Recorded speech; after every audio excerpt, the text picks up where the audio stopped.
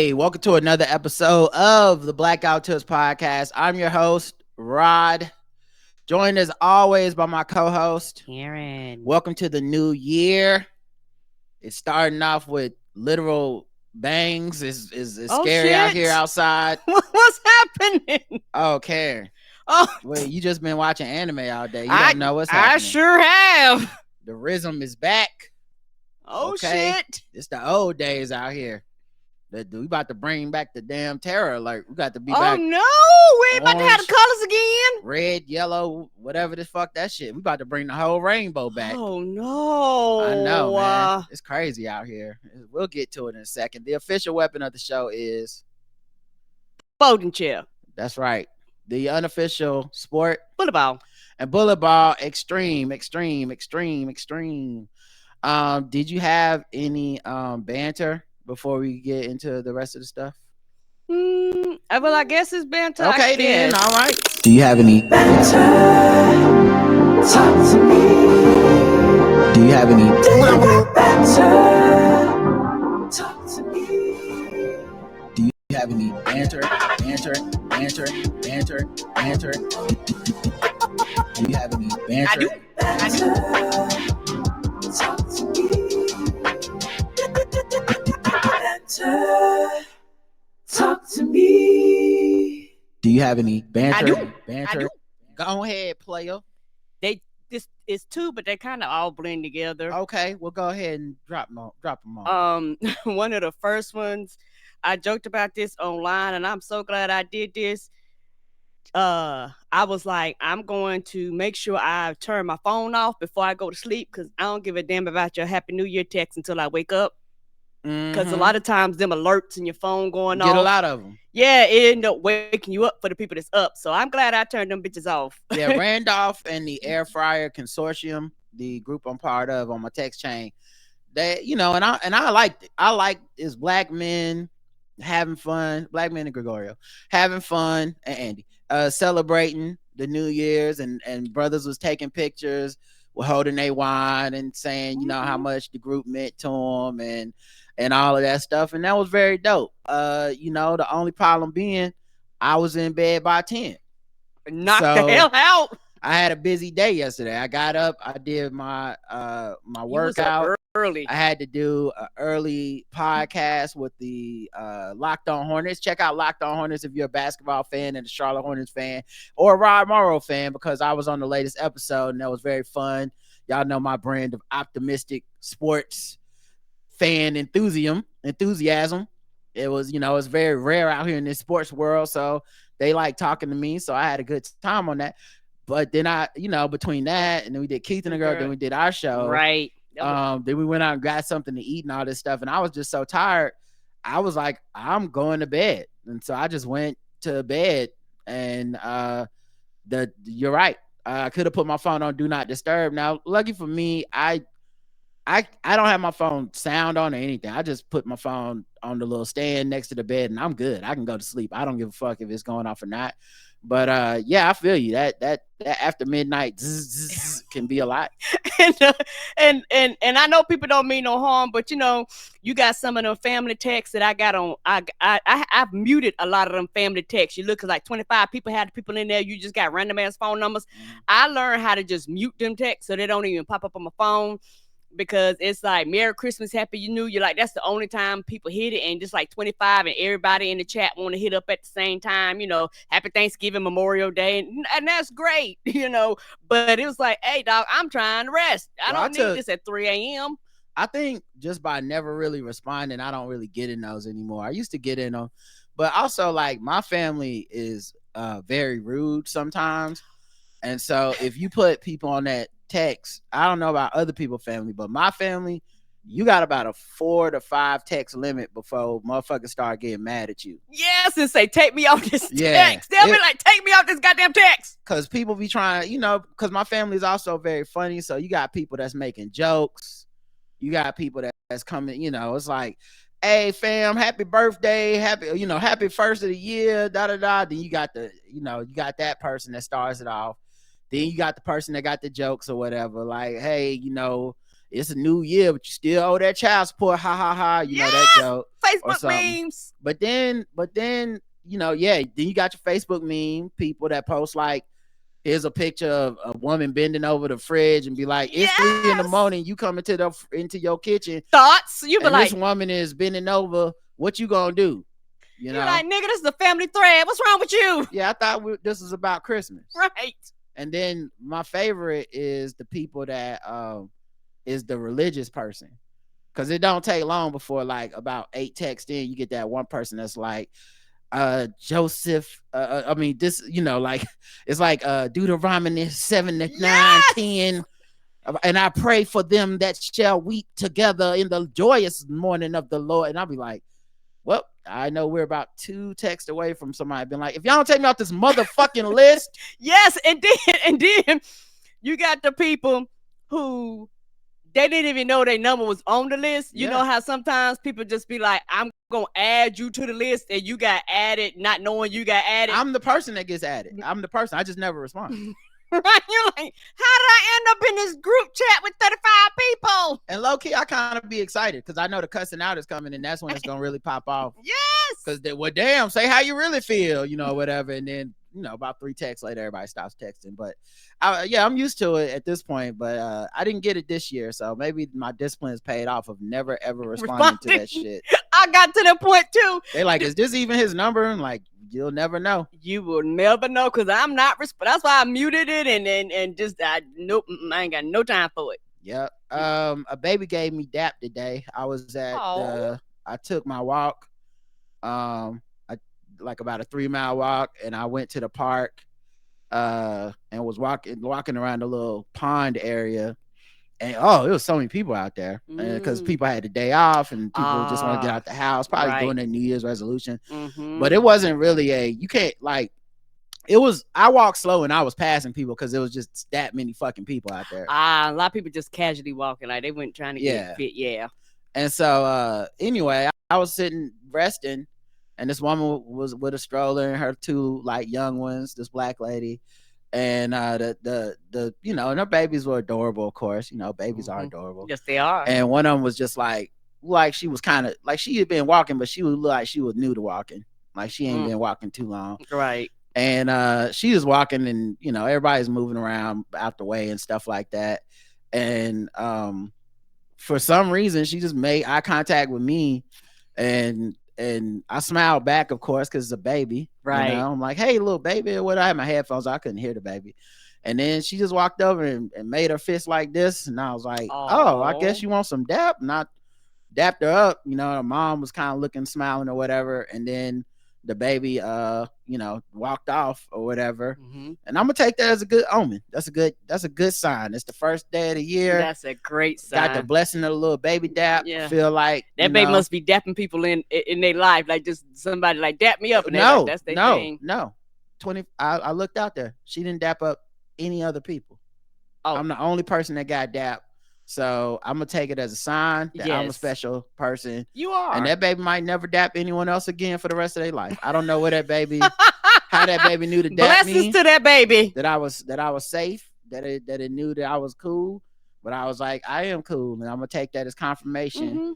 And I'm gonna go finish this walk. So shout out to that baby. I appreciate you. You were adorable. Oh, and my last one is, like I said, kind of connected to the first one.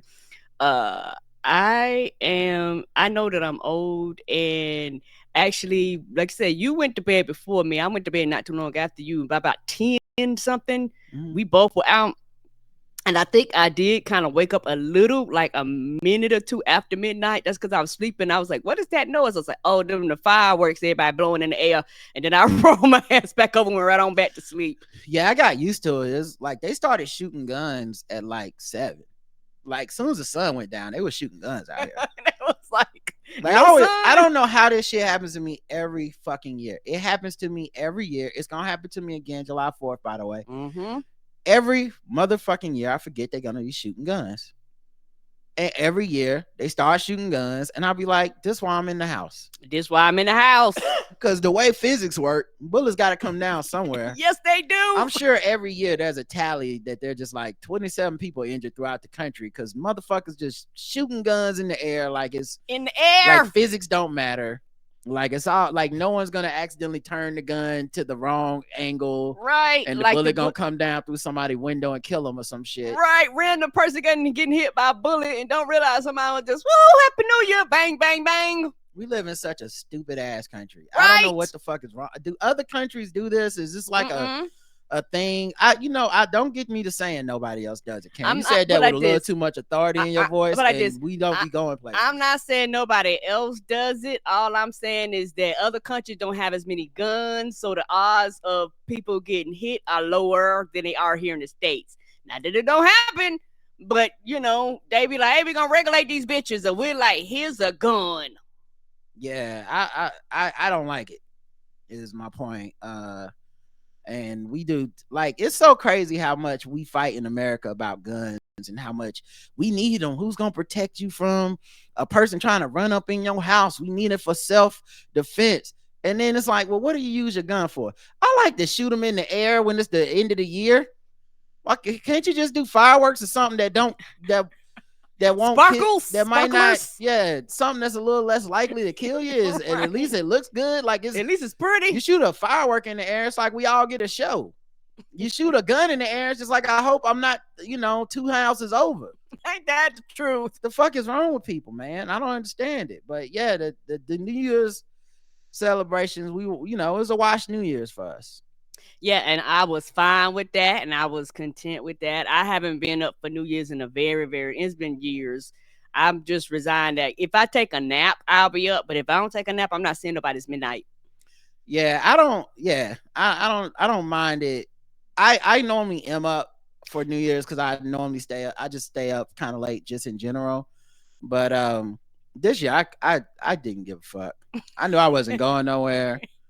Your day was busy. I was seated at the house, ready to attend, And I wasn't planning on getting drunk, none of that stuff. I drank me a beer and that was it. Biggest thing I did was I think I had a cupcake, and I was like, all right, cupcake, got that in for the year. What a celebration. Cupcake was good too. Amazing year, great for me. My last thing is this. I was in a restaurant and this song came on, and I realized as I was listening to the lyrics and singing along, because I know all the words, after all these years of listening to this song, I still have no idea of what the Mac was returning from. I suspect what he was returning to was macking, but it's whatever he was returning from is not in the song. It's not in the song. Now, of course, I brought up this joke on social media, and being that the Twitter detectives are out there, they would never let a query go unanswered.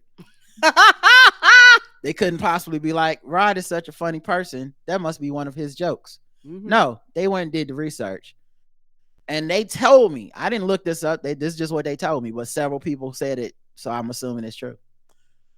Apparently, the dude that made the song, Mark, whatever his last name is, okay, he had went to jail, and his girl cheated on him.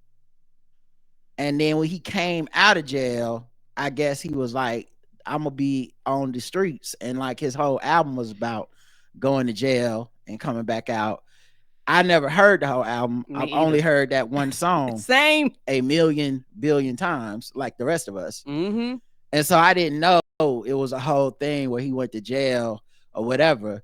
But it does make sense because part of the lyrics is, you lied to me. And I was like, damn, he do sound mad. Like his macking feels a little bit manospirish. Yes, it does. It is a lot. There's a lot of songs. We're like, oh, that's a cute song. You were like, no, dog, this is a stalking song. This is a manospirish. Like if you really listen to some of the lyrics, you be like, oh, this, y'all had issues. Yeah, he didn't sound like like when I listened to it, he didn't sound like he was returning on some, like, it was fun. It sounded like he was on a mission. Yes. You know, you lied to me all those times. Like I said, I loved you. You lied to me. Yes, I tried. Yes, I tried. Return of the Mac. That don't sound like. That sound like them dates he going on. It's gonna be a lot of women. Like, all he did was talk about his ex. Right? They were like, "Ooh, child, I had to get on the app and unfriend him." Yeah, I mean, I thought he was handsome, but I mean, all he wanted to say was that his last ex lied to him, and he has to go through my phone. Right? He broke out in song, "Girl, I can't deal with that." Like, his heart was still broke when he was returning to Mackin. It wasn't there was no healing, no therapy. Right.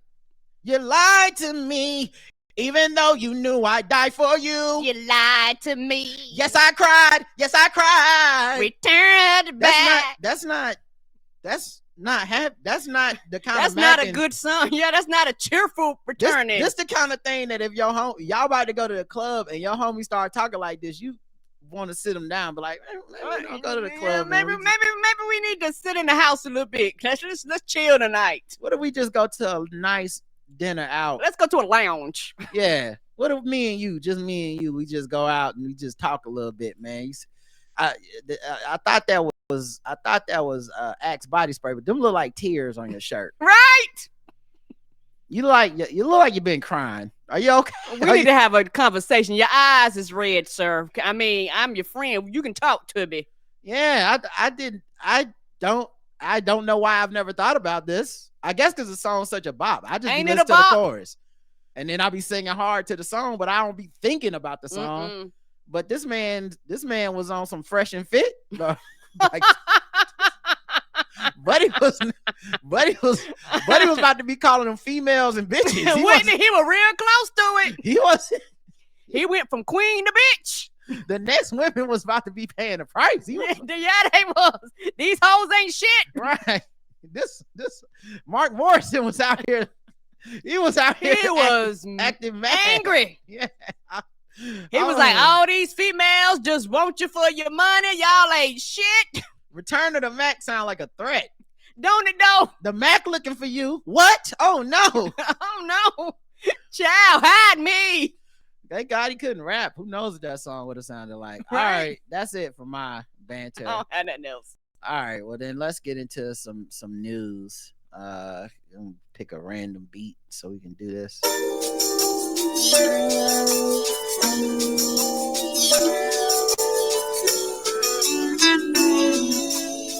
Vital signs all appear normal. But how do you feel? Feeling. The quality of a thing as imparted through touch. I have been called vision.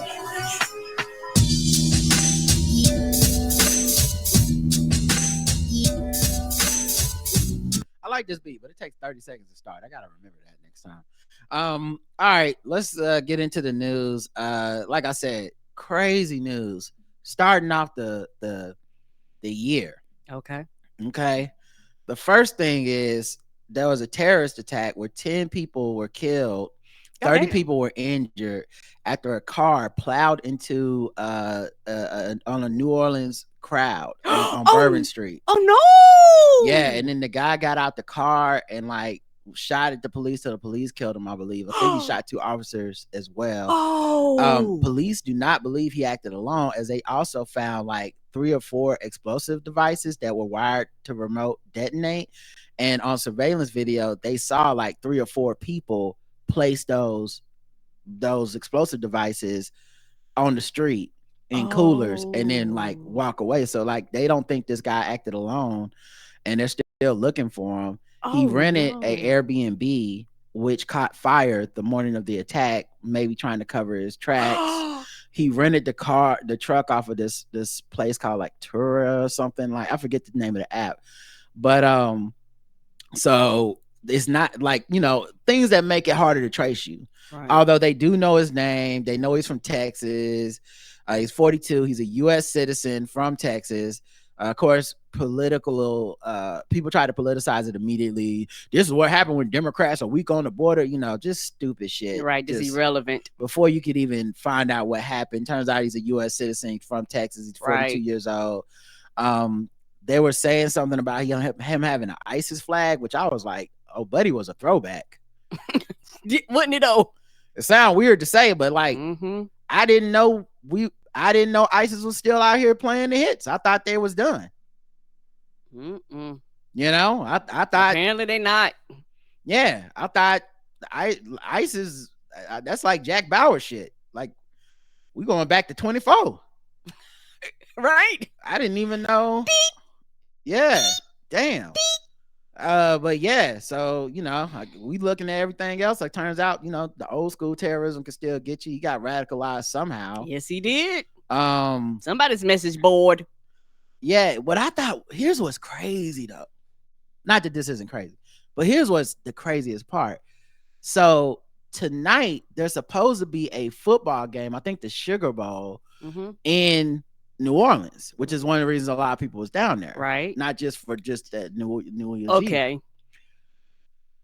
The way that this was reported was so interesting because the first thing they did was the police said they didn't think there was a threat to anyone else, and that they distinguished that the people that were killed and that were victimized were mostly locals. And then they were going to play the game. They just announced maybe a couple hours ago they're actually going to postpone it to Thursday. But at first, everything, they were going to just play this fucking game. Like this tragedy was like, this is just what happens. This is part of it. And it's like, y'all need to secure the scene. Y'all don't, at the time, they clearly didn't know he had accomplices yet. So like, how can you even promise that everything is going to just be going as normal? That's somebody making a decision going, there's too much money in town. Right. And the thing that felt so callous to me was distinguishing that these were locals. I think they did that in the same way that in almost like when there's a mass shooting, but it's a shooting at a party and it's because someone got kicked out the party earlier and so they like to distinguish that to be like, this isn't terrorism, this isn't anything to be scared of, everyone just operate. This couldn't have happened to you. You don't go to the gay club, so this is a gay attack. It's not really about just regular people. Go on with your life. That's how it felt like they were trying to dismiss it, which is a very callous thing. But of course, as more information comes in, it's like, no, you can't say everyone's safe. There's 3 or 4 more people on the loose. You don't know who else he was working with. And there's more shit that I have to say about another thing that happened today, but go ahead. Okay. And it's also one of those things where you go, that's this one, and you basically have another event that has going to have a lot of people at it moving around. You don't know if that other location is a target too. Like, let's just keep that real. You just don't know. And yeah, whoever made that decision initially was financially, and somebody was like, somebody with some sense came in and say, no, the fuck you don't. And so it's interesting you say financially. It's interesting you say that because I'm. What does that look like to you? Someone saying financially, we're going to make this decision. Do you think like a call was made to be like, police, you need to just tell them, go ahead about business as usual? What do you think happened? It could be a number of things. When I said financially, I think whoever is over the bowl. I think the people over the bowl didn't give a fuck about what the police was talking about. I know that. I know. But what I'm saying is the information initially came from police. This idea of like, it was just locals. They called it an event at first, not terrorism. They didn't mention any plans to cancel anything. The reason I'm bringing this point up is, as much as, and I get it, capitalism is evil, big money, corporations, blah, blah, right?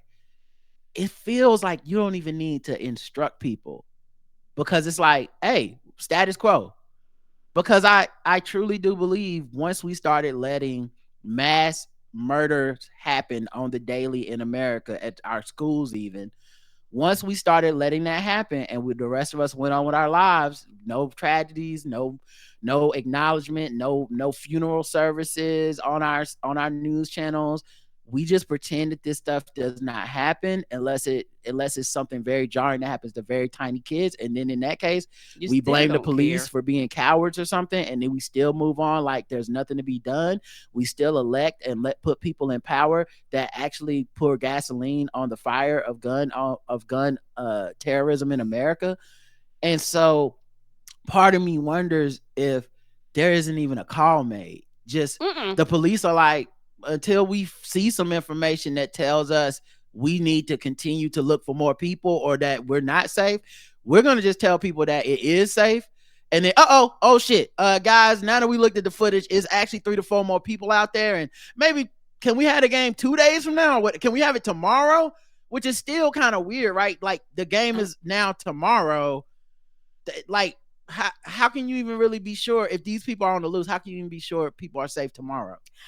It's one of those things where I could see either scenario happen. I could see the bold people not contacting them and they looking at the police and the police say everything fine. They're like, well, bitch, we got the bold in. You know, like I could see them basing. That's what I'm saying. Them basing. And I could also see them either, regardless of what the police was going to say, unless the police told them their event was not safe, they were going to have it anyway. Because it's a show. And so now your show is going to be interrupted because guess what? Motherfuckers got to take their asses home and they're not going to be in town. So your bowl tomorrow, whenever they're going to have it, might not be as full. And I don't expect ESPN to necessarily care, right? But like today, you could tell as I turned on the TV, this thing had already happened, right? And I saw and I didn't know it had happened. I just turned on ESPN to see like, oh, I guess they're gonna talk about the college bowl games upcoming, and that's really all they were talking about. And then like, I think when they came back from commercial one time, they were like, oh, we do want to acknowledge that there was a tragedy today. And I was like, oh, a tragedy? There's like a player get hurt or something? And they're like, yeah, so 10 people died, 30 people got ran over by this car, a man shot with police, he was killed by the cops. I'm like, y'all really been sitting up here for an hour not talking about that and then coming back to be like, let's mention this real quick. But don't worry, guys, the game is still happening. Yes, because here in America, everything is a production. like literally everything is a production, and most of the shit we assume is some form of entertainment / television / pretend world. And I do believe that Americans in general have been desensitized to this. Just in general, we have been desensitized from our kids to the adults. Like nobody actually gives a fuck unless it's directly impact you in your local community. Unless you know somebody that dies like directly, the average person it's like they made it where you have to continue to move on, because if you consistently responded to it, you would be in a forever perpetual sadness. Yeah, you'd be scared. Yes. And so in order to, not trying funny, to walk out your front door in the morning and to function, you really, it's sad, but you also have to turn that part of your brain off. And this boils down to what I've said before. It is the populace's fault. The people that vote. You vote people in office that would put a stop to this shit. You put them in power. You give them the numbers. You give them the authority to do the shit that you want done. You don't. So when you don't, this is the result of that. Yeah, definitely is part. That is part of it in general. I would still say with individual actors, I don't know. Because there's other countries where people take cars and plow into people. There's other countries where people do terrorism. But in America, we allow the gasoline of assault rifles and weapons and things like that. We allow that to be on the streets. Yes. And then pretend like we don't know why this is happening. It must be mental health. And it's like, no, it's worse here because of the people that we let be in charge. So I agree completely. But just wanted to point out before someone else did that, yes, in France, someone that's taken a car and plowed through a crowd. Like, that's not germane to only America. But America is the deadliest country in the world when it comes to this type of stuff. And it's because we let it be the deadliest country because people don't give a fuck. No, they do not. And when you look at people and you tell people you love your guns more than you love yourself, you love your guns more than you love your children, you love your gun more than you love your family, like you love these guns more than life itself, people will think you're insane. But the reason why I said you do is because you allow these laws. Some of these people have had their children killed by accidental guns and all that shit, but they go, nope, fuck it. I got the right to own the gun. Like they've been shot themselves and they look at you in their eye and be like, fuck it. I got the right to own the gun. Yeah, there's a lot of people that when it comes to gun ownership are basically sideline sitters by which I mean like, no, they're not going out mass shooting people. No, they don't really they may legally own all their weapons and all that stuff. They may even though I doubt it, take some safety precautions with their weapons. Probably not the recommended put it in a safe, put your clips over here and all this shit because it takes away from the scenario in your mind where someone's busting in your house and you ain't got time to unlock the safe, go to the other room, get the weapon, get the bullets, get the car, like so. But people have this dream and this love of owning these weapons and these big AR-15s and all this shit, and a lot of them, even when they go, you know what, y'all making good points, we should have an assault rifle ban. You know what, you shouldn't be able to just go get a gun from a second hand thing without being registered, blah blah. Agreed. But at the same time, they'll be like, I mean, I don't want to like actively create a group of responsible gun owners that fights against Republicans that just let guns run amok. Like I'm not like essentially is helping me out. I may never own an AR-15 or I may own one, but the point is I'll know that I won't be able to own one if Democrats get their way, if people that are against all this gun violence get their way. So I'd rather have the gun than not. So I'm gonna just sit here, and that's ultimately the shit that's happening. There was also I'm about to say, and also this might not be connected, but it's something that made me think about it. When you said local too, you know what I also thought about black, because it's New Orleans, so I could see them going something that's quote unquote local. Mm-hmm. And they don't want to go black, so they just go local. And so when you do that, that's for America, that's America's way to dismiss the whole situation. Mm-hmm. Like it might not be that simple, but in my mind, when you said local, I was like, oh, y'all trying to blame it on the black people so that y'all can go on with whatever the fuck y'all doing. Yeah, you can't dismiss it. Okay, that's what it made me think. I was like, when they said local, I was like, oh, they mean black. They had a shooting at the Super Bowl parade in Kansas City one time, like a couple years ago, maybe just a year ago. And it turned out to be two people got into an altercation and just started spraying at each other, and people in the crowd got shot and killed. But they were so quick to be like, not terrorism, just two brothers shooting at each other. And somehow I just made it okay to people, to which I'm like, I don't know. To me, terrorism are things that instill terror in the public. And I can't think of anything more terrifying than people just hauling off because everyone has access to guns and just fucking random, because you mad someone stepped on your shoe, I'm dead. That's still scary to me. Right. I shouldn't have to lose my life over that. I ain't have shit to do with that. Honolulu also had an explosion on New Year's Eve. Damn, the islands? It was the fireworks explosion. It killed 3 people and injured at least 20. It was in a neighborhood near Honolulu's International Airport and a joint U.S. Air Force and Navy base, and a little more than 2 miles east of the USS Arizona Memorial, which honors sailors who died in Pearl Harbor. 2 people were declared dead at the scene. The other 20 victims were transported to hospitals. They said they had never seen injuries like that. They're still investigating the cause of the blast, had no details how the accident occurred. Okay, so we don't know, but that's another one of these explosions on New Year's.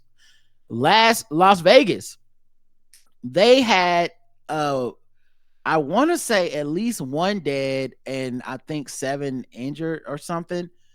A Tesla truck blew up in front of Trump's Las Vegas hotel.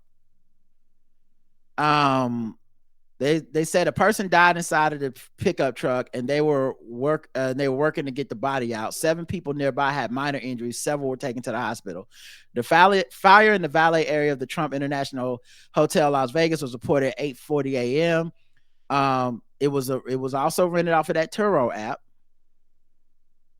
Yeah, they might need to get in and ban that fucker. And it was loaded with fireworks. They're now investigating this to see if it was foul play, if the truck just blew up. I mean, the car just blew up. Yeah, and of course, all Elon Musk cares about, because he's on Twitter trying to talk about is, hey, this wasn't like one of our normal car fires where it's because we fucked up. This looks like somebody blew the truck up, and this is the fireworks, and they're investigating. The telemetry inside of the vehicles was positive at the time of the explosion, so it wasn't like the auto driving went off or whatever. But yeah, so they're looking at that like that could be terrorism. So I don't know, man. This is like 2025 already starting off mad scary, and I think like the fireworks things may or may not be related. I don't know. Right. But it's just crazy how many of these things happened last night. Germany, they had firework chaos, and that messed up their New Year's celebration. 5 people were killed and dozens of emergency workers were injured as a spate of incidents involving fireworks marred New Year's Eve celebrations in Germany. Damn. Despite you okay out there, Apia? I hope so. Despite calls for a nationwide ban on the private use of fireworks, they continue to be a significant part of New Year's celebrations. Among those killed were 2 in the eastern state of Saxony, according to a local public broadcaster, MDR, including a 45-year-old man who was killed after handling what was described as a firework bomb. Oh, them big ones that go. I don't know. Boom. No, I'm just making this assumption. Yeah. And look like they got a band on it. There's a reason why they got a band on it. I don't think Did you just say they had? I said they have calls for a nationwide one. First of all, it's a band, not a D. Band. Yeah, you said band, like red and band. Anyway. Oh, band, like you banded it. Band, BAN. Okay. There's no D on this type of band. My bad. So they call for a band, BAN. They are calling for a band, which means they don't have one. Okay, I'm with you now. Yeah. But this is why they want one. And they did not specify. They put in quotes firework bomb. I don't know what that means. Okay, I'm with you now. So I don't know if it's some shit he rigged, if it was an actual bomb, if it was some terrorism shit, or if it was just some you never weirdo know. Like watch this. I don't know what it was. Yeah, we got a lot of in the country here. We got a lot of watch this. You be like, dog, you lost your whole hand. I don't know what that sounds like in German, but they may have that. But yeah, in the capital, Berlin, firefighters responded to 1,892 incidents on New Year's Eve, 294 more than the previous year. Over 1,500 emergency personnel service people were on duty. At least 13 attacks on emergency workers were reported as well. So I guess they show up, hey, you can't have it, and then it's like, well, they want to fight. What the fuck is going on for them in New Year's? I thought they was the chill country. What is happening? What is happening? That's why I'm like, I just let the professionals do it, because they get fucked up and they know how to use the shit. 330 people were detained in the Capitol on New Year's Eve. 1 police officer was severely injured after being presumably hit by an illegal firework. He's undergoing surgery. Several people standing around the scene attacked the police officers, and is one of the low points of the night. I bet you they were drunk. Wouldn't be surprising if they came. I don't know. And they were drunk. Avia, let us know what's going on. Right. I thought y'all was chill. I didn't know y'all was fucking up the cops and blowing up firework bombs. Let us know you safe. Is it that serious over in Germany for the New Year? What is happening? And we ain't got guns. We got fireworks though. Yeah. And I think the one of the more disturbing ones didn't involve any fireworks or guns. This sounds like a terrible way to die. Or get hurt. But a Lego display fell and injured 10 people at the New Year's Eve ball drop event in Massachusetts. Yeah. Graphic content. Wait, what's graphic about it?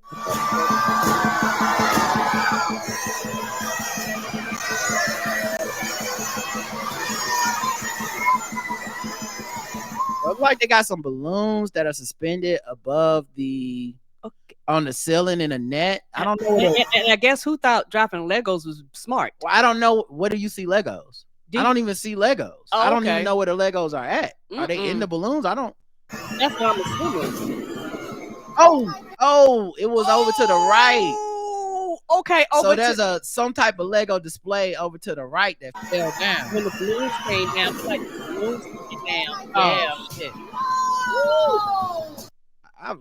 I've heard of stepping on Legos, but never Lego stepping on you.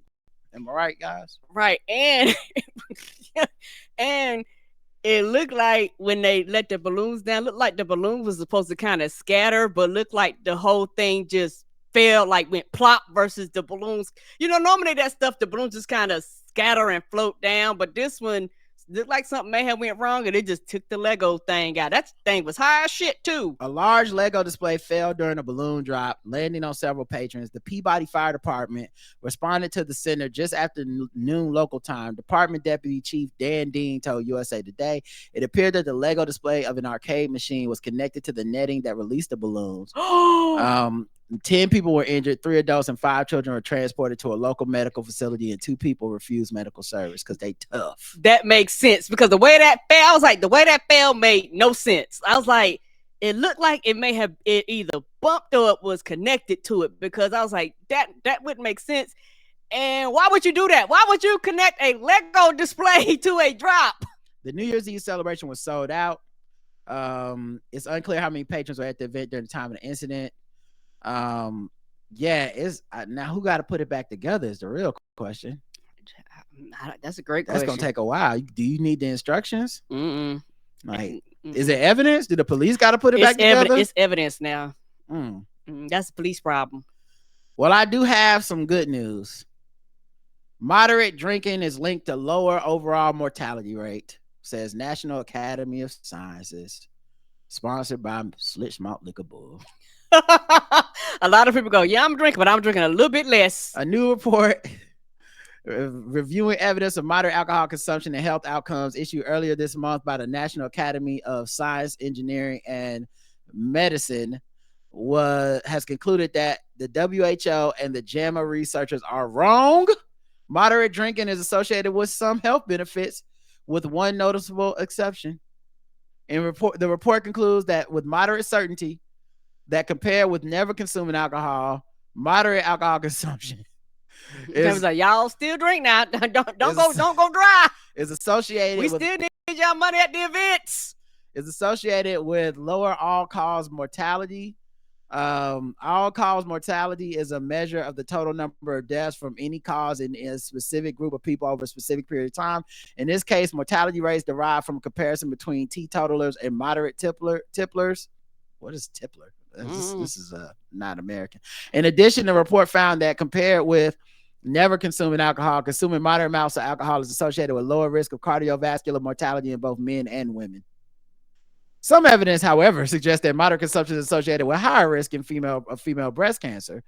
With respect to comparing moderate alcohol consumer versus lifelong non-consumers, no association between moderate alcohol consumption and colorectal, oral cavity, pharyngeal, esophageal, or laryngeal cancers can be made, and no conclusions can be drawn regarding associations between weight-related outcomes and moderate alcohol consumption compared with never consuming alcohol.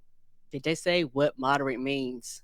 Moderate, I'm sure in the study they did, but they didn't say in this article. Like if it means like 1 drink a week or whatever. Right. I always think these articles are weird because it's like a lot of correlation that the article treats as causation, but normally the people who write the article are not the same as the peer-reviewed papers. And a lot of times you go read the peer-reviewed papers, they're actually kind of hard for a regular layman to understand. So yes, who knows who's telling the truth and what's really right and what's been simplified, right? You know? But yeah, I just thought that was interesting. Like, alcohol is back, baby. We back. Get off that weed. Right. But speaking of medical advice from people you listen to on the internet, because how many of y'all were like, finally, Rod and Karen said I can drink. TikTok. What about it? TikTok. We used to do it out in the park. I wonder if that's gonna happen. TikTok is gonna be the new hip hop 30 years from now. It might be. Anyway, TikTok has opened the door to a new age of medical misinformation. No shit. Yeah, doctor wrote this in the Guardian, and basically said people are now listening to influencers more than their doctors in some cases. Oof. Like we already knew back in the day when you used to go to like WebMD and it'd be like that tickle in your throat is You go. stage 12 You gonna cancer. die tomorrow. You are dead already. I don't even why? know Why you ain't even looking at this? how are you even Googling. Right.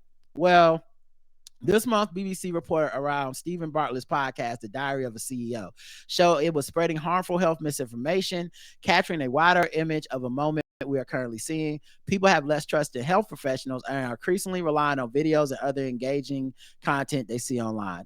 I've seen patients while working in the A&E who have heard online that hormone-related diseases such as thyroid toxicosis or diabetes can be treated with herbal and topical therapies, so have actively chosen to not take medication, instead choosing to take different supplements and alternative therapies. This is look, this Dr. Sebi shit. This is alkaline water shit. Yes, yeah. And you see a lot of that shit on TikTok. And I've seen doctors actually on TikTok and they've been saying, they be like, I told my patient this, and they was like, I actually know what I'm talking about, but they went on TikTok, listened to their friends, and it didn't go well. Yeah, I still think one of the most compelling scenes that I've like just speaks to our times ever was in I May Destroy You, this TV series that was on HBO. And the main character who's dealing with a lot of stuff from like anxiety and all this stuff from being on the internet and being like it's just a really good show. It's one of my favorite shows. But there was an episode where she goes to the doctor and she takes her friend with her, and part of the reason she's going is because she's like having these panic attacks and she's feeling like sick and all this stuff. And so she goes to the doctor and her friend goes in with her, and the doctor is like, we ran all these tests, here are the results of this test. And at the end of the giving her the results, her friend is like, that's racist because she's a black woman. Doctor, I don't know if they were white or they weren't black. And the doctor's like, well, because the doctor's like explaining, like, listen, we're gonna give you, your blood pressure is high, you need to watch that. We're gonna give you some medicine, but you need to stop smoking. You need to watch your alcohol intake. You need to maybe get some more exercise. And the reason I'm saying this is because Afro-Caribbean people have a higher instance of high blood pressure and dying from it, blah, blah. And her friend just goes off. It's like, that's racist. What the fuck are you talking about? Don't listen to him. Let's go. Let's get out of here. Fuck this doctor. We're going to get a different doctor. And this, keep in mind, this thing is written by a black woman, right? So this is written by somebody who's trying to have these conversations through her art. And I loved this so much because it's symbolic of so much of what we see online, where it's don't trust the experts. And it starts with, the government, but it's people saying don't trust your doctor, don't do this, don't do that. And I get why people have had shitty dealings with doctors. People have had things, I get that. But there is a science behind this. These people did go to school. Mm-hmm. They are looking at these test results. Right. Like some of this is better than your intuition. It's kind of like how people, and it's a very antiquated notion, but it's like when people say shit like, I'm not taking no medicine, I'm just going to do blank. That's fine. But how did you get here if you're capable of the discipline of, I'm just going to lower my blood pressure by eating different. Maybe nothing's going to stop you from eating different. Nope. Maybe you take the medicine and you eat different and then you get your blood pressure low enough and then you don't need the medicine. Right. As opposed to, I'm just going to walk around with the silent killer of high blood pressure and die. Right. Because, or just risk death every single day, get headaches and all this shit because I don't trust these doctors and they just trying to give me medicine. And so, it's like, I'm not getting my oil changed in my car. It's like, no, it's okay. This is where you're at. It's just a snapshot, but you can make decisions that change your life so you're not dealing with this, right? Right. And of course, being black, there's actual medical racism. So you have actual instances with black maternal health and doctors who are racist and don't offer treatment, stuff like that. Anyway, point being, when you sow this type of distrust throughout society, whether you find it to be reasonable or not reasonable, whether you find it to be valid or not valid, it doesn't really matter. Nature abhors a vacuum. So someone is going to step into the void that is, I have these issues. The issues didn't go anywhere. So if you're getting headaches every day, you're getting headaches every day. If you're getting chest pain, you're getting chest pain. If you've been told and believe I don't trust my doctors and I don't listen to them, you're going to start listening to somebody. And there's no shortage of motherfuckers who will turn that camera phone right towards their face, beat it up with some makeup, and go on here and tell you, drink that alkaline water, eat some grapes, and don't listen to nobody but me, and you gonna be all right. And I wondered when, and I've been saying this for years on this podcast, but I said we was gonna start seeing the results of what the internet has done to us, what social media has done to us. And this isn't even like completely quantified. This isn't a study. This is just a doctor giving like, hey, we as doctors are seeing this a lot now. But at some point, we're going to have to discuss what is healthy from the internet and what has not been.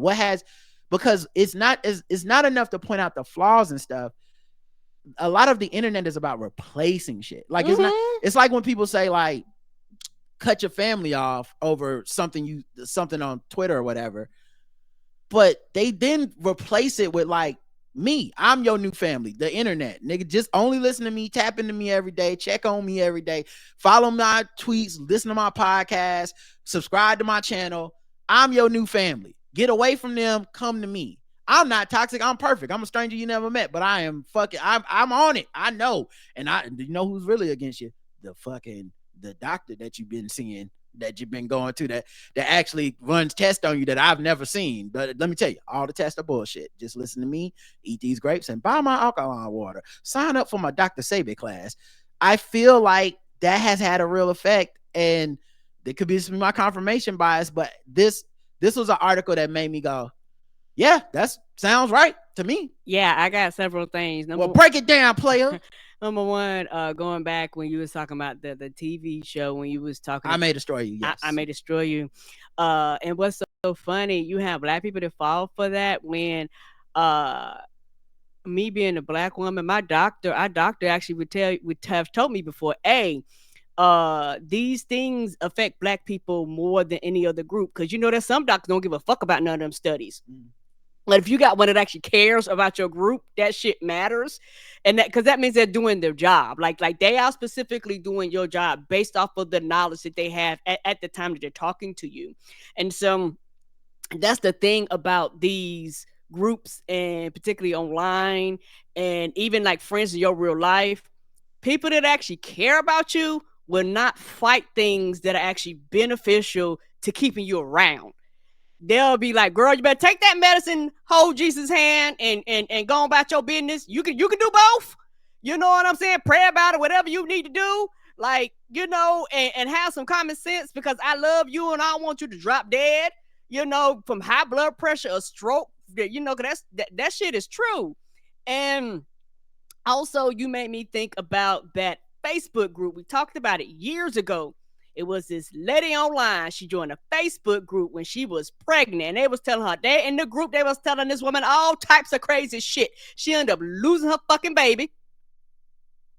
And them bitches turned on her and took her child and put it on like their board. You know, when you go on Facebook and you go on the group up there, and, you know, she started talking about, hey, y'all steered me wrong. Y'all did me wrong. And they kicked her out of the Facebook group because these people don't care about you. She lost her baby, but most importantly, her coming in there and saying my experience listening to y'all made me lose my baby went against their narrative. And their narrative was more important. They became the thing they said the medical industry was. They were like, the medical industry is erasing black women and their experience, their lived experiences, and then they're covering up the truth from you. They're keeping everybody from knowing that what is happening with black women in pregnancy, and it's all their fault. And so you're like, okay, I'm gonna listen to y'all. And they were like, don't go to the doctor, don't go to the doctor. Hey, they might need to force. I'm so overdue. They're saying maybe they should force a C-section or forced labor. Don't listen to the doctor. Your body will tell you. My child died. Deleted, blocked, muted. Do not come into this group anymore. That is, to me, as that's more dangerous in many ways.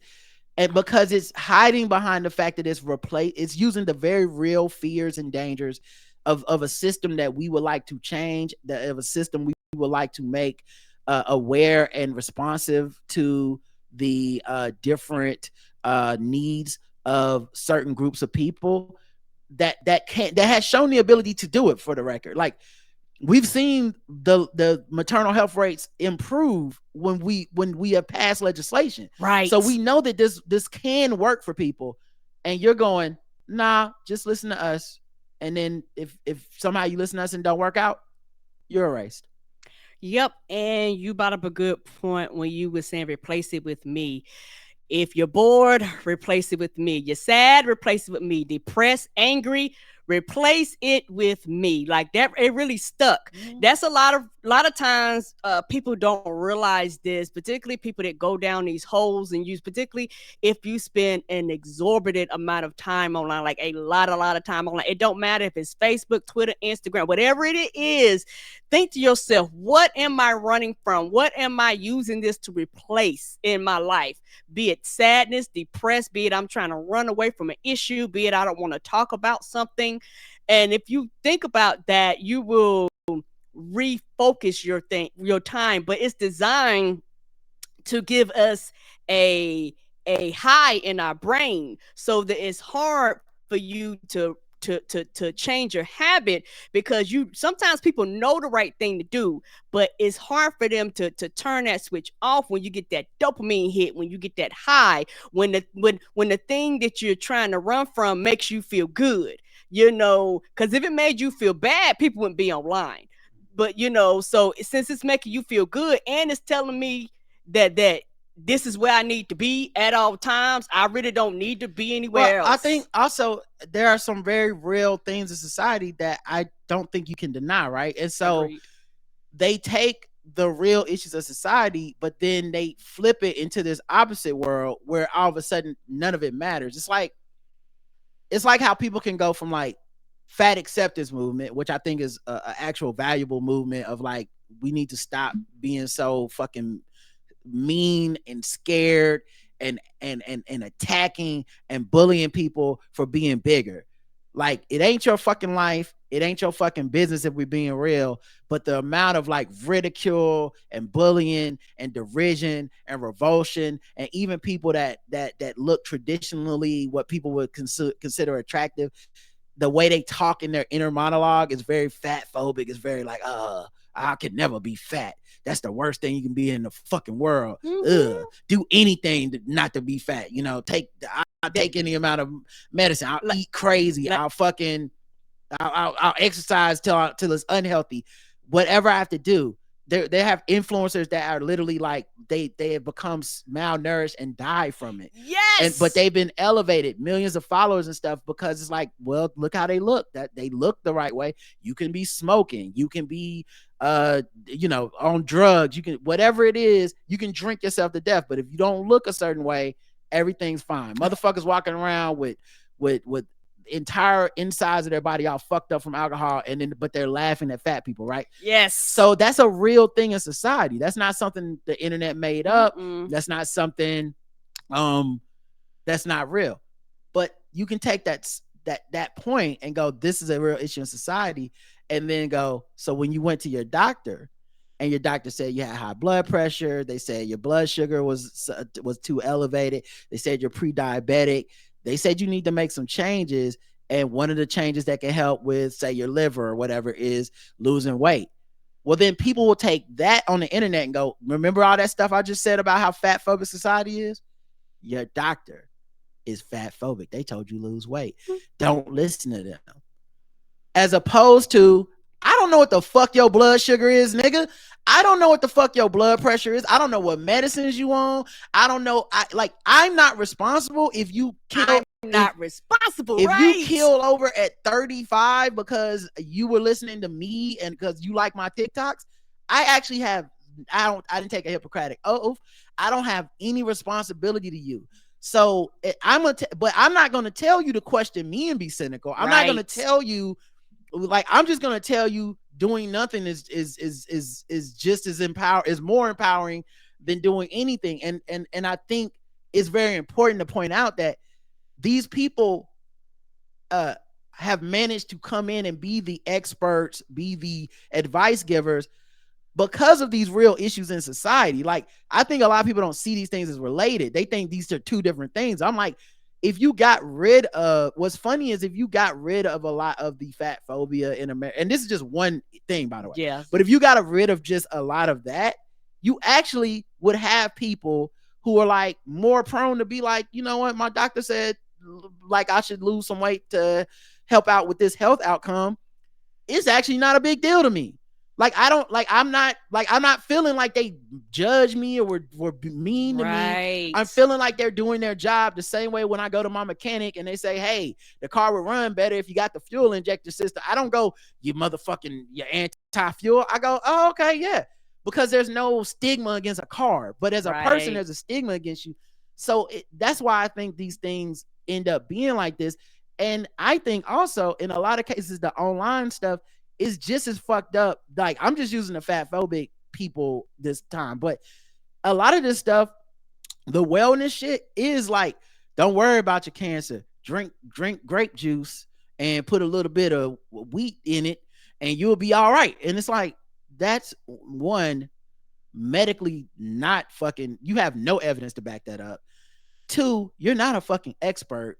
You're just a person that has a lot of listeners, which we now in society associate with being an expert. How many times have we talked about somebody saying some foolhardy shit on this podcast? But the retort many people have is, but they got 4 million followers, or they got the #1 podcast. It don't mean they smart, and it doesn't mean it doesn't mean they're expert. Doesn't mean they learned or anything. It just means they have a huge following, and we use that to say that's what the new expertise is. And you know what your doctor ain't got? 4 million followers on TikTok. Not if they're a good doctor. Your doctor just talks to you in a room and then you go tweet about the shit. They're not telling anybody any of the information. So I do think it's a bunch of factors that lead us down this road. Right. And also the thing is, either way it go, be it this, be it, medicine, be it therapy, you're going to spend money. You're either going to spend $20 on a copay and get some right information, or you're going to spend $20 on their bullshit subscribing or whatever, because at the end of the day, they are selling you something. So you're going to separate from your money. Even if you never give them money, the currency of the internet is attention. True. It's views, it's clicks. So they're getting something every time you click on their thing. And at the end of the day, they don't care any more about you than they claim the doctors do or whatever. And also, like, because it's part performance, if you look at what people need to do to stay relevant on the, like, my friends who watch TikTok, who watch TikTok, sometimes they'll send me these TikToks and they're kind of like, because of our conversations, they're very like, one, they know I kind of hate TikTok, but also they're very aware of the things we talk about. And so sometimes they send me the examples of the stuff I'm talking about. Mm-hmm. And like, one of the things is, people that claim to be like these life coaches and positivity coaches and stuff, if you look at how they talk about you, their listener, a lot of times it's not the positivity and claim, like the positive stuff they have. It's a lot of negative talk to you. Like, listen, because I ain't a basic bitch, I'm not going to be worried about what my ex is doing. Like, y'all bitches be worried. And it's like, I'm sorry, but if I paid my therapist, you're not going to tell me you're better than my therapist, and I pay my therapist and they ain't call me bitch not once. I'm sorry, but I'll actually pay the money. They ain't call me stupid. They call me dumb. Like they didn't just tell me that their life was so great because they follow all their own advice and I'm a fucking idiot. If I'm already dealing with negative self-talk and all that stuff, that ain't how I need to be talked to. And of course, it's not everybody. Mm-mm. There's plenty of good people on TikTok that I'm sure are experts and do this work. They may not go as viral. It may not be as explosive or whatever. But I think it's very important that as we have watched a decentralization and a lack of trust in our institutions erode it throughout the public sphere, I think some people think it's a good thing, and I can understand how you think it's a good thing to think like some of these institutions are traditionally racist, traditionally whatever, right? But what we're inserting instead, because of nature abhors a vacuum, we're inserting these individuals who their system of reward is not even like, I need to get this money for my patients. I need to keep people. I just want to keep people alive because I went to school for this and this is, I've dedicated my life to it. No, their reward is, how many views did it get? How many ads am I going to be able to play? How much money is going to my Patreon? That's where their expertise is going. And so their reward system is now set up in a way of, what's the most bombastic way to say this? What's the most bombastic way to get people to pay me attention? Because yes, I make the money off attention. Your doctor doesn't make the money off attention. No, they do not. And also it's one of those things where you go from regulation to deregulation. Everything is deregulating, y'all. Like, if you're paying attention, you go from doctors that have standards and everything else to now it's the fucking wild. It's deregulated, quote unquote. Not deregulated as we strip the rules, but deregulated as now we got all these fucking individuals. You said it right. Okay. Even if you talk about the rules, Dr. Sebi doesn't have to have no FDA approval or nothing. There are people who have spent money, bought his medicines, quote unquote, and probably died from cancer or whatever the fuck was eating them up because they were like, whatever. That I think was it Ananda Lewis? There was some woman recently who just came out, black woman, who used to be like a VJ, you know, those video jocks on MTV. And she said she's suffering from like very severe breast cancer because she was like, I'm gonna just go all natural. I'm not going to get chemo. I'm not going to the doctor. I don't need them to do this. And it's a sad thing to read. It's her body and it's her choice, of course. But it's a sad thing to read because it's like, because she was now saying like, yeah, I am going to listen now. I am going to try the medical procedures now, or I wish I had, or something like that. And I'm like, there's a cost to letting this be the new expertise. There's a cost to it. And we're starting to see it. The Diary of a CEO podcast, for instance, there have been guests who suggest ketogenic diets cure cancer, and others stating that COVID vaccinations, which have saved millions of lives, did more harm than good. Same thing with Joe Rogan. He once suggested that COVID vaccination was gene therapy, and has had a considerable number of episodes where his guests spouted nonsense related to health, pandering towards conspiracy theories. Naomi Klein brilliantly explained in her 2023 book, Doppelganger, the concept of diagonalism, the belief that power is tied to conspiracy, and how this has filtered through the day-to-day life in Western society since the pandemic. Diagonalism, a term coined by William Callousness and Quinn Slobodian, explains a shift in the categories of left versus right politics. Instead of showing how people once considered to be from the left wing or apolitical spirits end up moving towards the far right with a shared belief that power is innately linked to conspiracy. Yes, I totally have seen that. It's one of the reasons that when y'all, the fans of this show, write in, or people start or we have guests on the show and they start suggesting conspiratorial things, you will almost always hear me either push back or treat it as comedic. Yeah. Because I feel like the gateway from conspiracy to a lot of this right wing and misinformation is so short, and people think you can play around with a toe in it, and it's not really like that. Not no more. Too many people started off sounding like it was just a toe. Yeah. Joe Rogan didn't jump in and was just a conspiracy theory. He started tinkering around with it. When people said, hey man, what are you doing? He went further into it, and now he just full blown has people on his show saying a bunch of unscientific shit because it's not really something you can play with, at least in my mind. I'm afraid of the slippery slope of now you're just a big ass misinformation spreader who uses the fact that people are telling you you're wrong as evidence that you're right? Because once you go so far down that rabbit hole, everyone who's like, the COVID vaccines are not killing people, oh, they part of the conspiracy. see, this is how it works. See, they got you. It's Aaron Rodgers going on Pat McAfee every Tuesday on ESPN, acting like he is somehow not part of this mainstream media. And he, like, I'm against everybody else, but I'm on TV, the same TV channel as them. But yeah, they get to, now there's never anything they can be wrong about.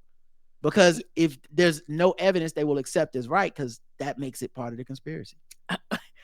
Agreed. And also, it's one of these things, while we kind of just talking about a lot of the stuff in general, you even have some professionals that actually see people, these non-professionals, getting attention, and like you said, they'll dip their toe in all this internet shit, and you need to stay out of this and just do your job, because you have them go on like that lady. She went viral for talking shit about her clients.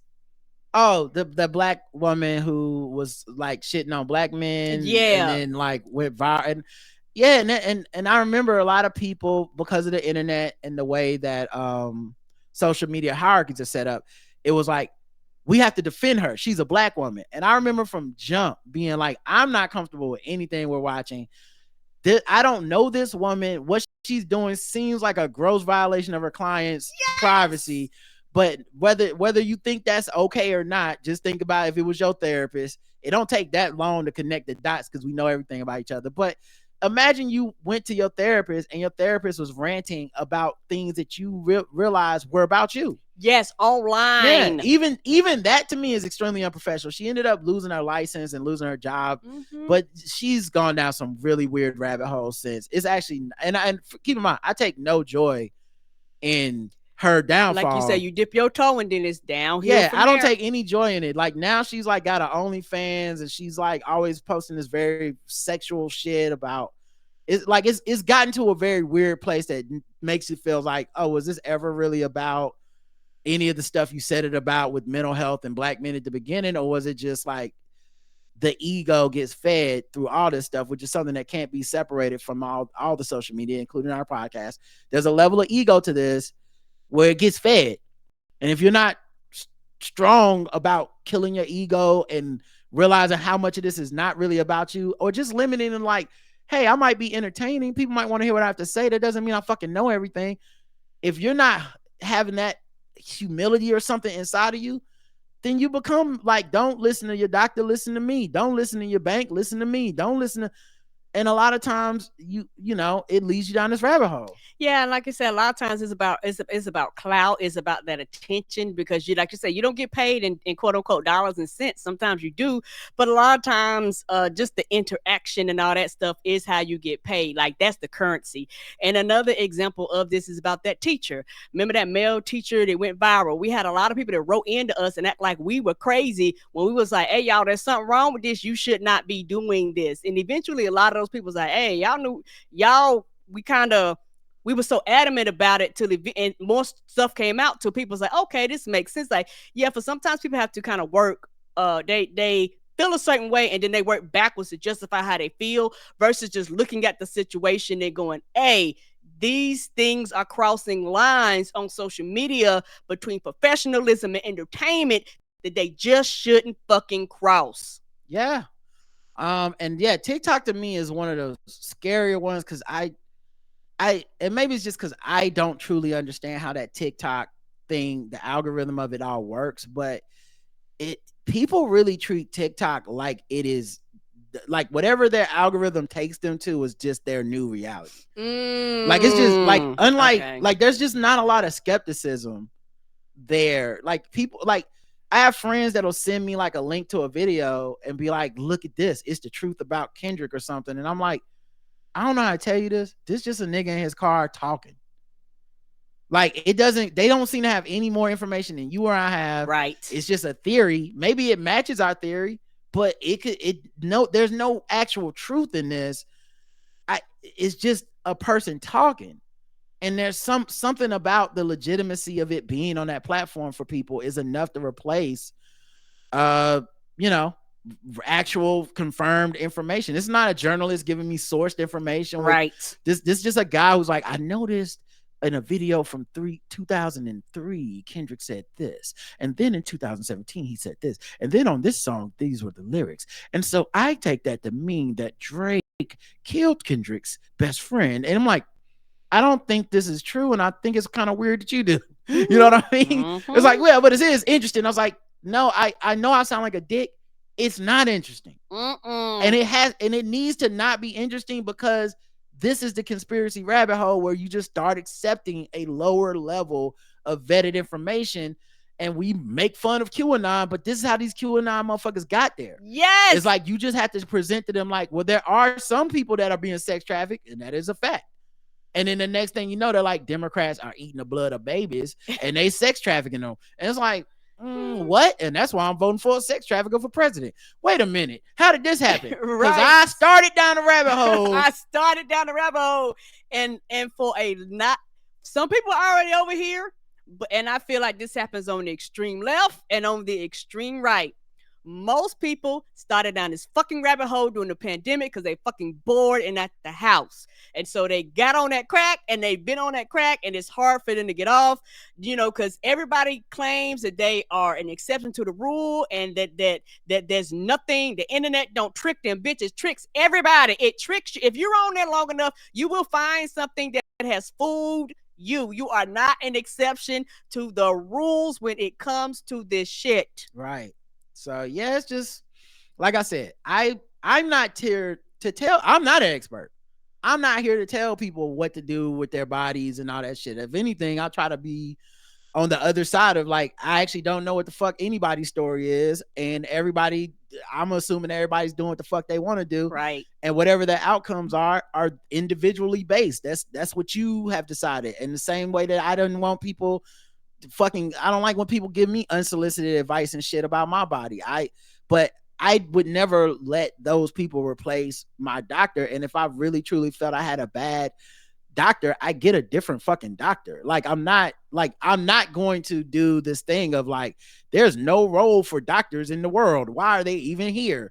Because one way or another, you're gonna end up seeing those motherfuckers. Right. And whether it be because whether it be an emergency or whatever, everybody eventually ends up seeing them motherfuckers, right? Like and if you don't, a lot of times you're gonna regret that you didn't, so it's just kind of interesting what happens when we let expertise be kind of democratized into like, or decentralized into like everybody's an expert. No, it's like how not all opinions are valid and not everybody is equal have equal weight.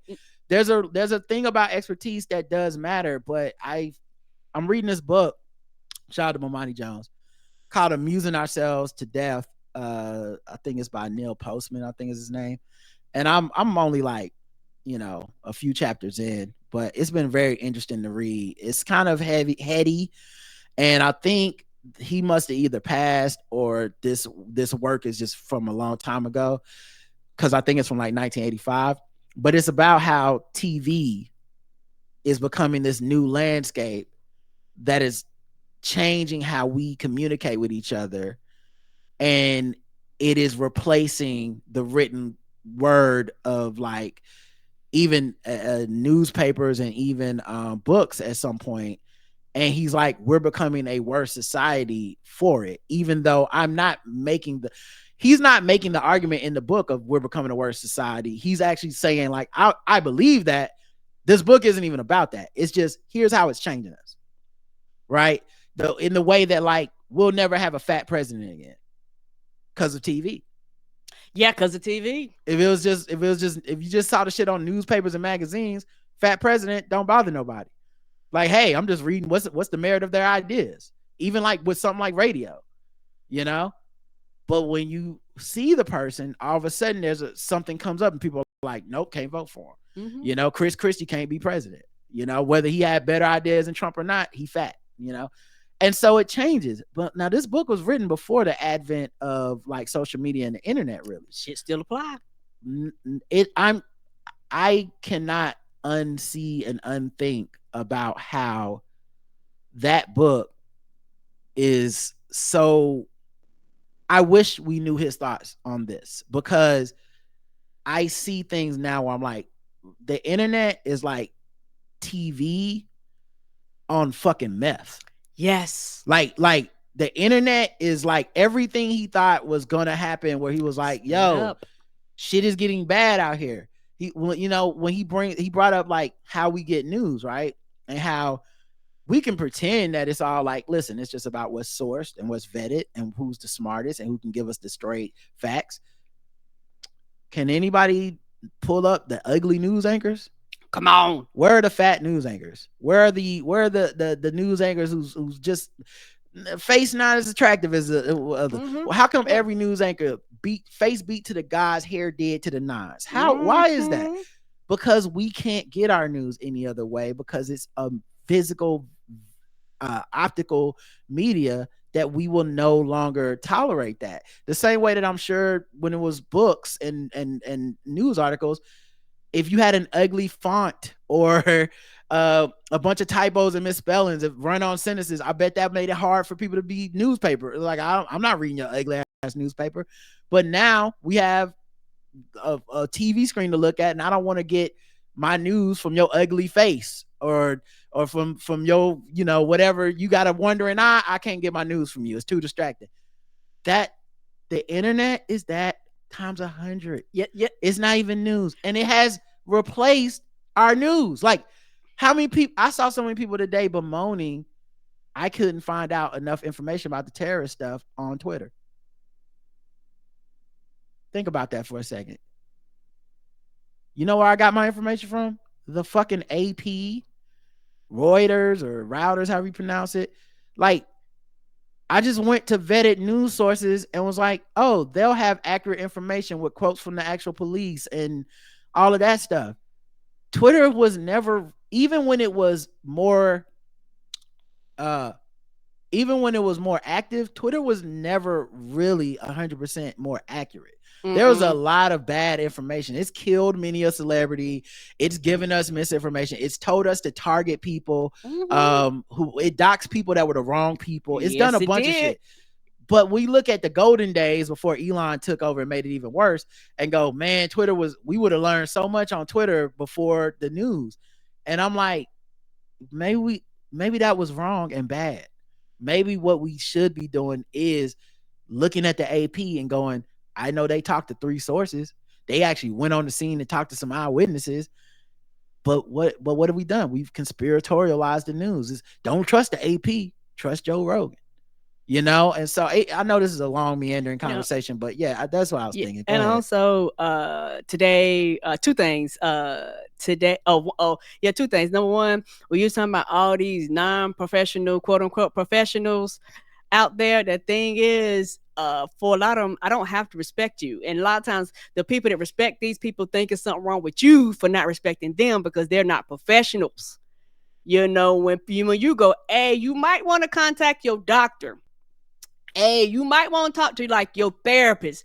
Don't tell me what your therapist said. Don't take the therapist's words and go online and quote and dance. I don't know your mental condition. I don't know what you actually need. This is the person that has your medical records, your family history and shit like this. They would know more than me. Don't listen to a bunch of strangers that do not fucking know you. And so, no, I don't have to respect their opinions, and they, like I say, people act like there's something wrong with you when I don't have to respect their opinions.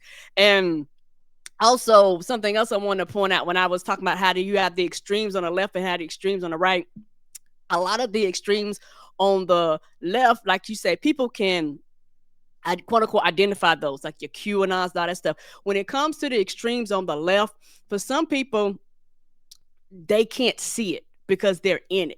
Like a lot of this, the lies about Kamala Harris, a lot of the shit about Joe Biden, a lot of the misinformation and how people were saying they ain't do nothing. All that shit was the extreme on the left. But if you tell people, hey, some of that shit that y'all are spouting and retweeting and reposting affected Biden having to step down. All this retweeting and reposting and acting like, the worst of the worst. Hey, y'all, some of that shit came from Russia.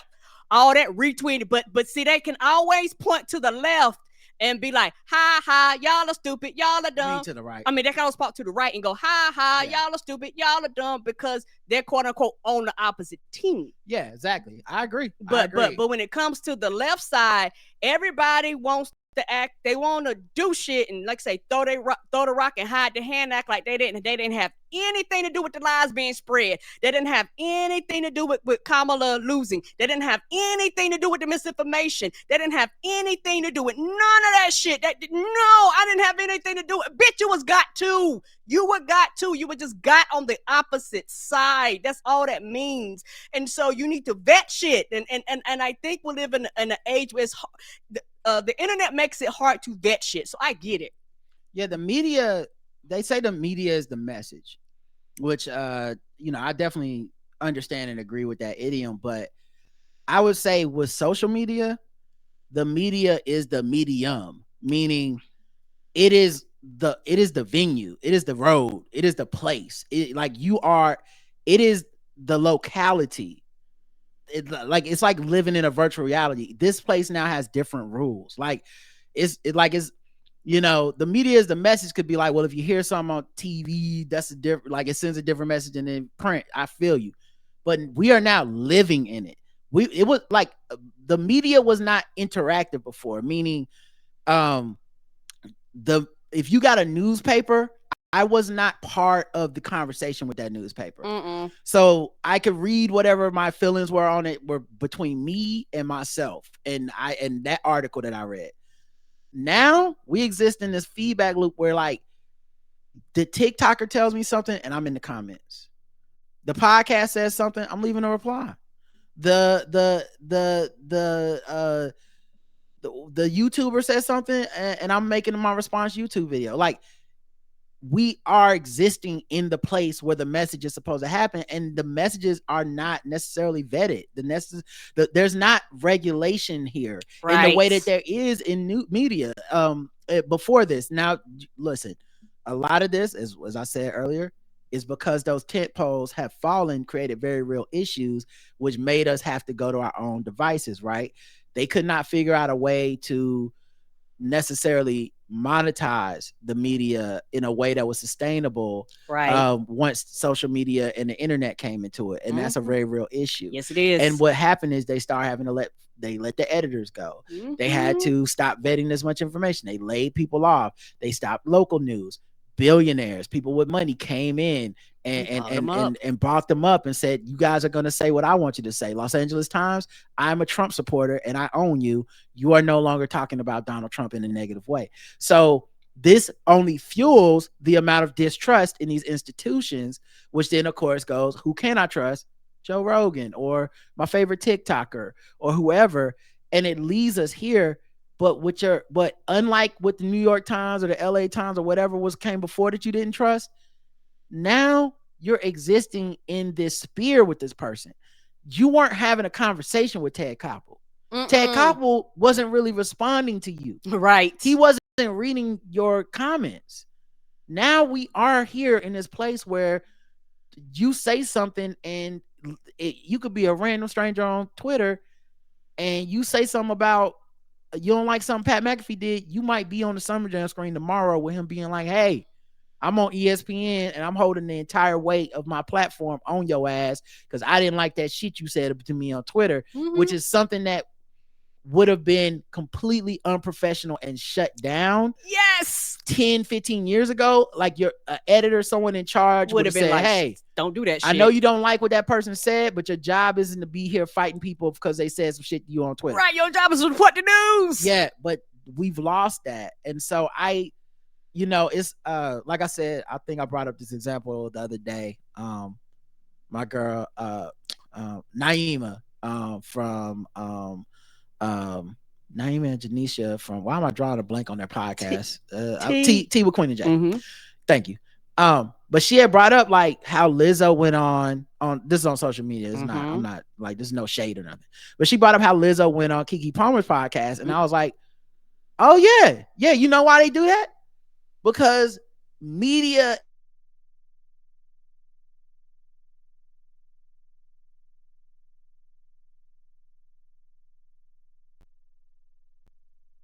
official.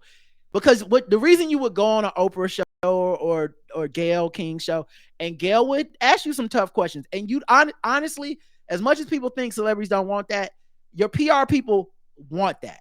They want you to get a couple, because one, it makes jealous people feel like you got grilled a little bit. Right. You were accountable. You got scolded. You got your hand tapped. And then once they feel you paid a little bit of a price, then you can go back to being a celebrity, partying and getting their money. Many a celebrity has gone through it. If anything, people kind of see through it now. Right. You know, Chris Brown goes on Larry King and everybody's rolling their eyes. But the point being, they used to do that all the time. Mm-hmm. But at this point, I bet you an interview with Keke Palmer is getting more attention than the interview with Gayle King on ABC. Any day, yes. Or at least it's rivaling the attention. Mm-hmm. And in addition to that, because of how people feel about actual journalism, they don't want it. They want these people sucking off their stars. They want these people being soft places to land. Or if they don't like the person, they want them being just like mean to them the whole time. Right. But no one's really invested in it for like, can you get to the truth of it? Right. They're really more invested in like picking a team, right? Mm-hmm. And the media people have played along with it. Yes, they have. They're part of the problem. Why they get bypassed. They was like, if the real journalism and the non-journalists are quote unquote treated the same, like, hey. If you went to, like, tell me, if Lizzo went to Don Lemon, who's going to be more satisfied with that interview than if she went to Keke Palmer? It's the same fucking thing to most of us. And Don Lemon's an actual person that was a news anchor, journalist, and all that shit. And the vast majority of us would have been like, I would have rather saw her talking to Keke Palmer. That's just facts. That's the truth. And that's what the celebrities give us. But the point being, these tent poles of these institutions have been so sullied that it's become a self-fulfilling prophecy. So your conspiratorial people lean towards these places are all bullshit. And eventually those places kind of became some bullshit. Yes, they did. You know, it became less vetted. It became less rigorous. It became about, we're not getting enough attention. We can't play enough commercials during MSNBC to make money. So we need to have some Republicans on that come and say misinformation in our face.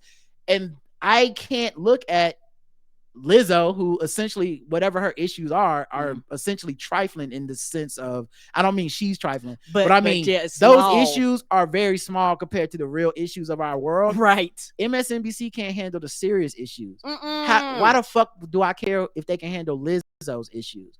If ABC News can't handle Trump, I don't really give a fuck if they can handle Blake Lively. You know what I mean? Like, both of them it all becomes the same level of unseriousness because of the medium that is happening on, which is mostly the internet, and the places that aren't the internet have mirrored the internet's structure and hierarchy, and have become that for most of us. And so it's like an unseriousness of society that is just happening. A post-serious society that we're just living through right now. Yes, and also one more thing I want to talk about. Hold on. Something else I wanted to talk about too was I was not listening, but reading the Pod News podcast. Email that they sent out today, and something when you talk about image and the way people look. Yeah, I saved this article. Okay, did you want to cover it then? I was gonna cover it on a different day, but if you think that it can relate to this conversation, then go ahead and bring it up, and then I'll pull it up now. Okay. When you were talking about it won't let me read it. Go ahead. I'm sorry. No problem. It's one of these ones where it's like, if you're not a member, you can't read it. No problem. But go ahead. Just go through the gist of it. We won't be able to read the whole article. Boo. Let me see if I can get it. No, go through the point you were going to make. Okay. I'll figure something out. My point of this, when you was talking about image, and you were talking about how the dude wrote that book about television and how television has evolved and things like that. One thing about podcasting used to be just a audio format for decades. Most of the time me and Roger did a podcast, it was years before we actually had any form of video. And so how you looked literally did not matter. Your size, your weight, your color, or any of that stuff. People would just kind of, because Apple used to be basically the only. If anything, it was how you sounded. Yes, more than how you look. Yeah. People would criticize, even with me, but criticize us. You're Southern, you talk, you sound stupid, whatever they would say. Mm-hmm. But, that would be the biggest quote unquote criticism because they couldn't see us. And basically the article was saying how a lot of podcasts mediums are switching and literally having both now. Like you almost can't have a podcast without having a video form to it. Like it's almost a mandatory nowadays that you do your podcast, you need to be recording it on whatever platform. So you can be on YouTube, so you can be on Spotify, wherever else they record. And basically the article was saying how a lot of women are like everything else are being criticized because some of the women was like, hey dog, like men can just show up any old fucking kind of way on their broadcast at their house, but as a woman I can't come on here with no makeup. I don't know anything about Joe Rogan and Joe Budden's makeup. I don't know anything. They may get it, they may not, but it's never been a real conversation amongst anybody. But a woman shows up without lip gloss and her face beat to the guys. It's one of the things I said about TikTok that has always bothered me, but and I think it's the reason it never took from me, is that people were treating it like, oh no, it's just kind of like video Twitter. And I said, the fact that if you go to TikTok, everybody looks, for the most part, obviously it's not everybody, right? But so many people have to look conventionally attractive in order to gain a level of following there. Yes. And they got busted on their algorithm because they had employees come out and be like, yeah, we were told to limit the amount of content from certain people. So if you were overweight, if you were older, if your makeup wasn't great, we were told don't put them people on the front page. Don't put them in the algorithm for people to suppress that shit. And I'm like, this is, to me, as much as people treat that place like it's the freedom land or whatever, that shit is just as fucked up. It's just a different way of being fucked up. But yeah, it's I mean, I agree with you completely. And I saw that article this morning too about that. And yeah, and I think where it really ties in is the media is the medium, meaning you have to accept the rules of this new place. This isn't before where it was just like you're reading the newspaper and you put it down and that's the end. Like, no, you must accept the rules of the new place. And the rules are your face needs to be made up. When you go to video format of a podcast, they want to see your full body. They don't want you wearing a Snuggie. They want to see what your outfit was. They want to see the back of your house. They want to, like, it's different for a lot of people. And the refusal to play the game, how many fucking comments are we going to get? Like it's been thousands of episodes. People still leaving weird ass comments where it's just like, you're not playing the game, Ryan and Karen. It's such an interesting thing because they don't see it as, hey, you know what? I'm just here for the content of them talking about whatever. Would it matter to me if she wants to wear her M&M's fucking coat or not? Does it matter? Does it really fucking matter? Does it change any of the information you received? Any joke? No. And I'm not saying they mean anything bad. I'm not even saying they're picking on us. Right. The media is the medium. Yeah, and we're not playing by the rules that we're supposed to be playing by. And a lot of it's because we don't really have to. We're not trying to make our name. We're already making our money. We're happy with the life we've had. We're happy with the money we've made. Mm-hmm. And so we're not chasing something. Now, if we had started this podcast yesterday, who fucking knows what we'd be doing? We might be up here in fucking G-strings. I don't know what, like, I don't know what the rules are now. Because then you need to, like the rules have been set and you're not going to make but we have a stable amount of people that just fuck with us, so we're not having to really go all out. But anyway, okay, I'm about to say, and yeah, no, because like I said, over the years, I've just realized this, and people knowingly and unknowingly do this. Like you say, with the audio version, NPR says that they have a phone line and they have callers and like inboxes to their email that they just automatically send a reply to a jump for keywords because people email and call them about women's voices. As NPR is not a visual media. They don't like vocal fry. They don't like women saying like a lot. Yes, and shit like that. NPR just basically says, we get that call so many times, we're just not going to acknowledge it or reply to it. But this is now like a feature. This is part of doing a podcast as a woman. Mm-hmm. And it can become very frustrating, like I said, and particularly me doing this over the years. And I've had people, say things, like, hey, about me not wearing makeup and things like that, but I don't care. And the thing is, I am comfortable enough in my own skin not to care. And I am happy and I am content, with that. Because also it's one of those things where people project a lot of times when they write in and call in and things like that, particularly when they kind of aim towards a woman in a lot of these podcasts, they're their own personal projection, own personal issues, whatever those internal things are projecting.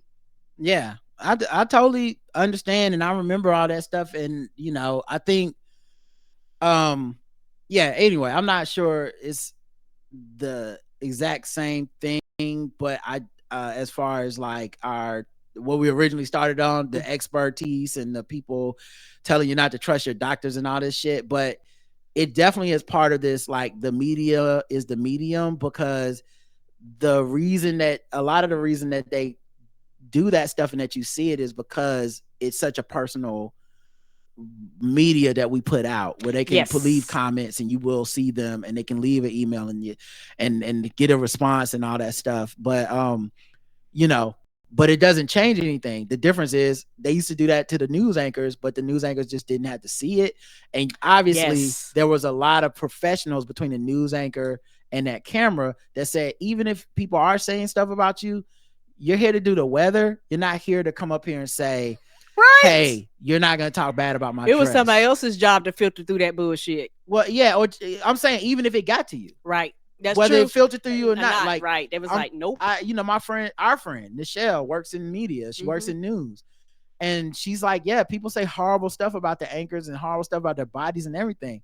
But the difference is, it was a professional space that did not allow for them to go on the air and have a retort, because that's not what you're there for.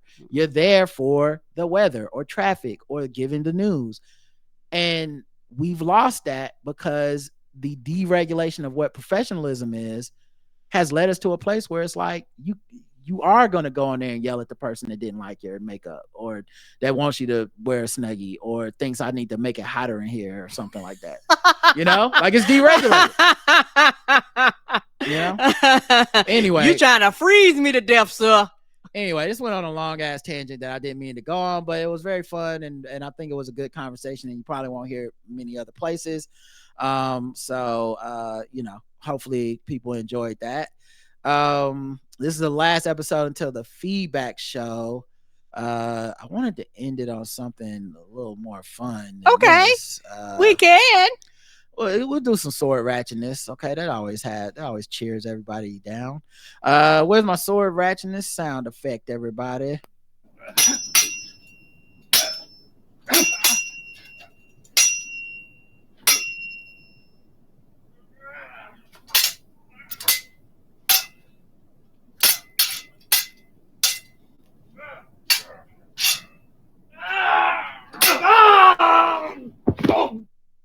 All right, here we go. And a Medford man is in jail after allegedly attempting to murder another man with a sword. 24-year-old Marzell Culver has been charged with attempted murder, first-degree assault, first-degree... First of all, let me pause right here. That used to be a Pizza Hut. Yes, that was a Pizza Hut with an all-you-can-eat buffet. Yeah. We old, because every time I see certain buildings, I see them red seats and them red-ass cups. I don't care what color you paint it now. That shit was a Pizza Hut. Yes, sir. Pizza Hut. You can't disguise because you ain't changed the roof. Nobody pizzas like the Hut, okay? Right. You turn it blue, but it used to be red. You ain't fooling me. I don't give a fuck what sign you put on the outside. Right.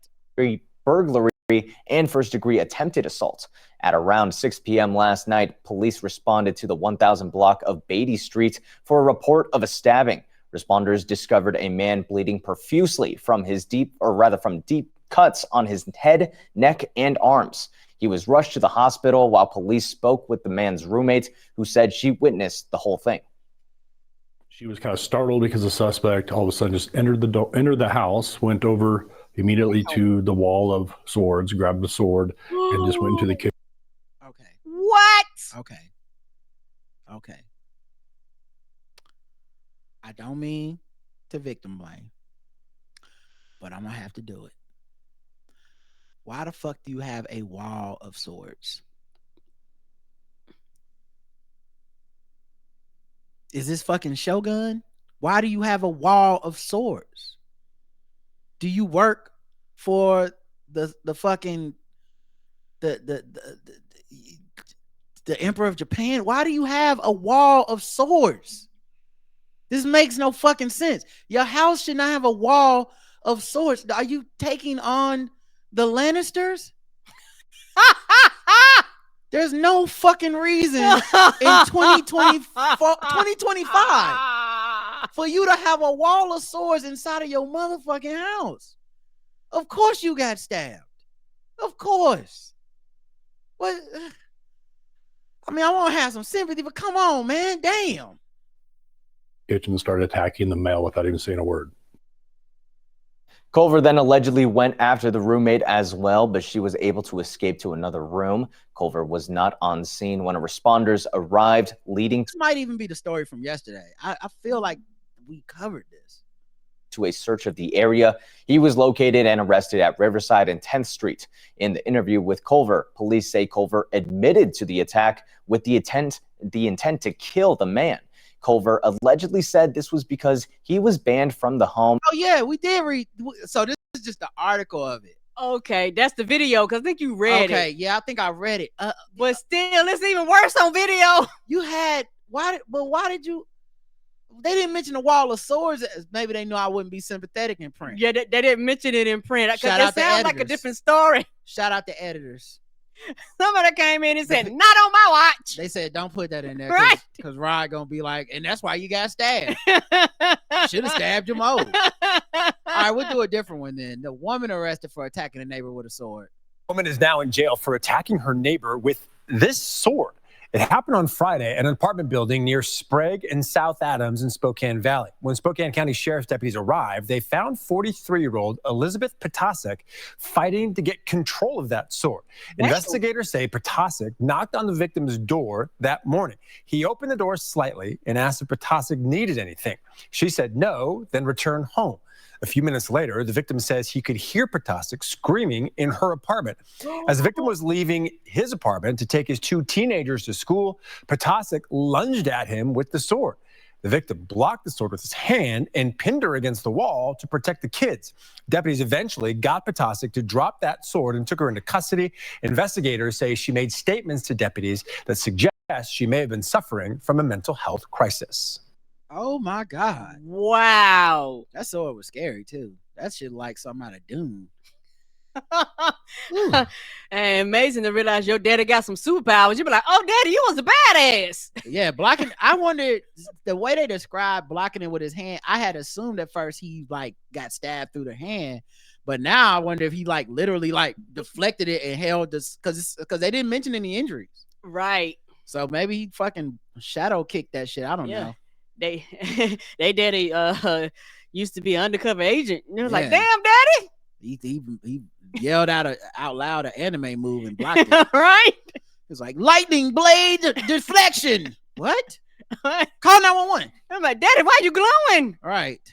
All right, y'all. That's it. We'll be back Saturday for feedback. Thank you for listening, everybody. Don't forget, live show tickets are on sale. Yes, they are. There's gonna be February 28th. I'm excited. In Charlotte, North Carolina. There are virtual tickets in case you can't make it and you want to watch it online, as well as in-person tickets. So make sure you guys come see us. We want to see your faces. All right. Y'all pretty. We all want to see you pretty people. All right, y'all. Until next time. I love you. I love you too. Mwah. Bye, everybody.